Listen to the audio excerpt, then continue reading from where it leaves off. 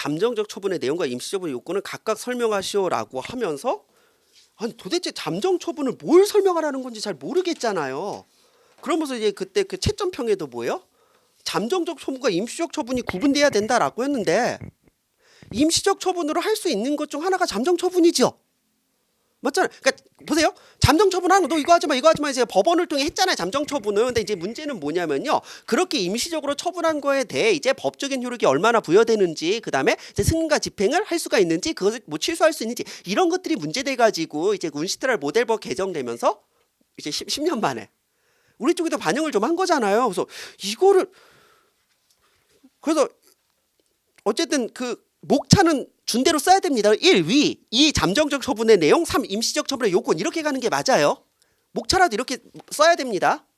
아 물론 뭐 임시적 처분 뭐라도 썼으면 기본 5점 깔고 가는 문제이긴 합니다. 이거 아무도 못 썼으니까요. 자 그러면서 이제 위 보세요. 그러니까 이게 아무래도 임시적 처분의 요건을 설명하시오라고 했으니까 그러면 그 개정중재법을 물어보는 건 맞을 거예요. 왜냐면 중재법이 개정되면서 이게 추가된 거니까 위에서는요 이제 이런 걸 써줘야 돼요. 그냥 중재법이라고 하는데 나는 이거 개정중재법인 거 알고 있다.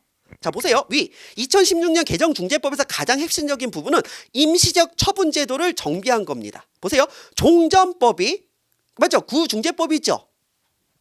사실 구중재법이라고 말하면 이것도 이상한 게 우리가 말하는 원래 중재법이 한 번 전면 개정됐거든요. 그래서 우리가 구중재법이라고 말하면 뭐예요? 그 일제시대 때 쓰던 그 느낌이 있어서 그래서 약간 좀 종전법 맞죠?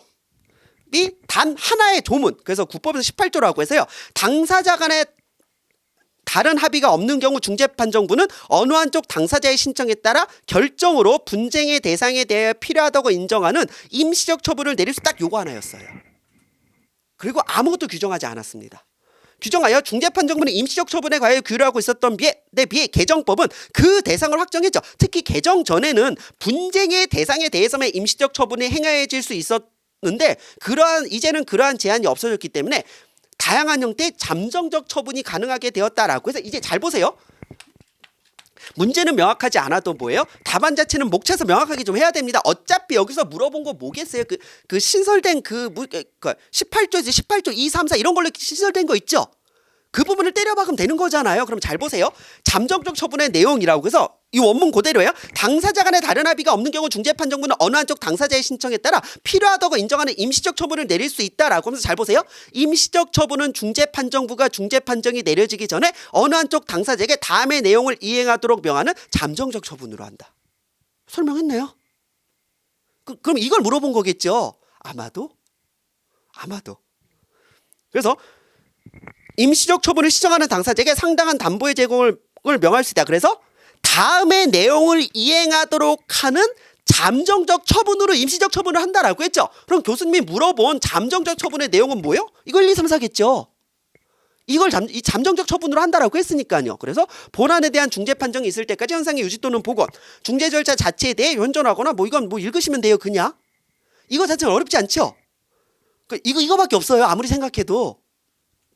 그럼 임시적 처분이란 다음을 행하는 1, 2, 3, 4를 행하는 잠정적 처분으로 한다라고 했으니 이건 이제 잠정적 처분의 내용 1, 2, 3, 4가 맞고요. 그럼 이제 3번 볼게요. 임시적 처분의 요건은 뭐예요? 다음의 요건을 모두 소명하는 경우에만 내릴 수 있다. 1번 신청인이 임시적 처분을 받지 못하는 경우 신청인에게 중재 판정에 포함된 손해배상으로 적절히 보상되지 아니하는 손해가 발생할 가능성이 있고 그러한 손해가 임시적 처분으로 인하여 상대방에게 발생할 것으로 예상되는 손해를 상당히 초과할 것. 본안에 대하여 합리적으로 인용 가능성이 있을 것. 못 써요. 근데 저희 그 심화 시간에는 이제 그 개정중재법 1조부터 끝조까지 봤죠. 봤으면 그래도 내가 5점 분량은 아니더라도 3점 분량을 쓸 수 있지 않을까요, 우리? 아니요, 여기서는 3점 받아도 진짜 최선이거든요. 그 3점을 글만 아름답게 쓰면 5점까지 받을 수 있는 게요. 상대평가잖아요. 그러니까 이제 앞에서 막 스위치, BLS, 데스쇼 이런 거 뭐야? 다 잘 써도 6점 받기가 힘든 거예요. 그러면 다 같이 잘 썼으니까. CISG도 뭐예요? 점수가 낮은 이유가 뭐예요? 다 기본적으로 잘 썼으니까. 하지만 이거는 뭐예요? 계속 0점 주고 있는데 그리고 이제 예외까지 쓰면 이게 뭐냐면요. 앞에 이제 중재 판정의 내용에 이게 1, 2, 3, 4 이게 1호, 2호, 3호, 4호라고 하는 거거든. 호라고 있죠. 그 중에서 이제 그 4호에 대해서는 이제 임시적 4호에 따른 임시적 처분의 신청에 대해서는 중재 판정과 적절하다고 판단하는 범위에서 임시적 처분의 요건을 적용할 수 있다라고 했죠. 근데 여기다 대고 이제 4호에 대해서는 그러면 뭐예요? 교수님 세대는 메칸더 V고 메칸더 V는 3호까지밖에 없거든요. 진지했습니다. 그래서 이거 써주면 돼요. 그 4호가 뭐예요? 분쟁 해결의 관련성과 중요성이 있는 증거의 보존이 있죠. 이것에 대해서는 이제 그 요건을 조금 더 다르게 정할 수 있다까지 써주시면 나 이거 다 쓰면 교수님 울면서 10점 주겠다. 와 진짜. 근데 좀 그래요. 그리고 아무리 생각해도 이것을 잠정적 처분과 임시적 처분으로 구분을 하는 것 자체가 그래서 제가 이제 그 박사과정 때 이제 그 중재법 수업 들었던 이제 유명한 그 법학과 교수님이 계시거든요. 그러니까 진짜 유명해요. 이 바닥이라고 그러네. 그래서 이제 교수님한테 연락해가지고 교수님 제가 그 수업을 잘 못 들은 것 같은데 그 임시적 처분이랑 그게 잠정적 처분이 달라요? 그리고 말을 안 하세요. 오랜만에 전화해서 한다는 소리가